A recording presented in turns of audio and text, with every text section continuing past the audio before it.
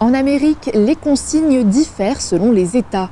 C'est le gouverneur qui prend les décisions finales. En Californie, pas d'autorisation de déplacement, pas de confinement obligatoire. L'accent est mis sur la responsabilité de chacun. Il conseille les gens de rester chez soi et de ne pas aller dehors quand c'est pas nécessaire. Mais on ne va pas du tout avoir d'amende, on ne va pas être arrêté.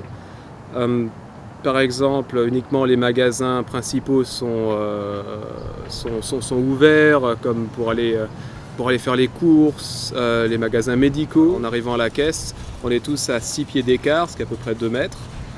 Ils ne font pas rentrer tout le monde en même temps, donc il y a une queue devant les magasins pour aller faire du shopping. Donc ils prennent des mesures assez spécifiques, mais ce n'est pas le cas de tous les États, et ça c'est un problème aux États-Unis. Autre mesure, investir énormément dans l'achat de masques pour la population. Des différences et des similitudes avec la France qui font réagir ce Sarregueminois d'origine. Que pense-t-il de notre confinement ? C'est un peu compliqué, parce qu'en même temps c'est, je pense, antidémocratique. C'est quand même une suspension, pour moi, d'une liberté fondamentale.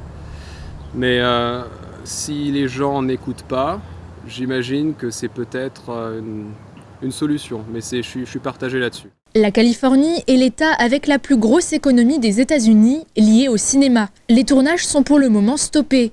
Issu du milieu, Valentin imagine à quoi pourraient ressembler les prochaines semaines. Tout peut changer, la manière dont on fera les films risque de changer. J'imagine qu'au moins au début, ils voudront des équipes techniques plus réduites, ce qui est tout de même un problème. J'imagine que tout le monde devra porter des masques. Dans la vie quotidienne, presque partout dans le monde, j'imagine que plus personne se serrera à la main. Peut-être que les gens vont prendre un peu plus conscience de leur hygiène. Un autoconfinement américain qui a aussi du bon, tant personnel que sur l'environnement, notamment parce que le trafic est moins dense. Je vis à Studio City, à côté des studios Universal. Quand il y a du trafic pour aller sur Santa Monica, là où il y a la plage, ça peut prendre, avec du trafic, près 1h20, parfois 1h30.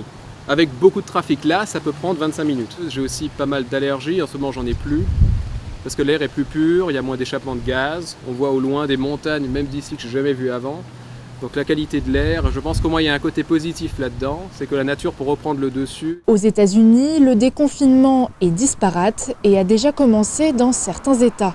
Bonne ou mauvaise décision, les débats sont ouverts là-bas, comme chez nous.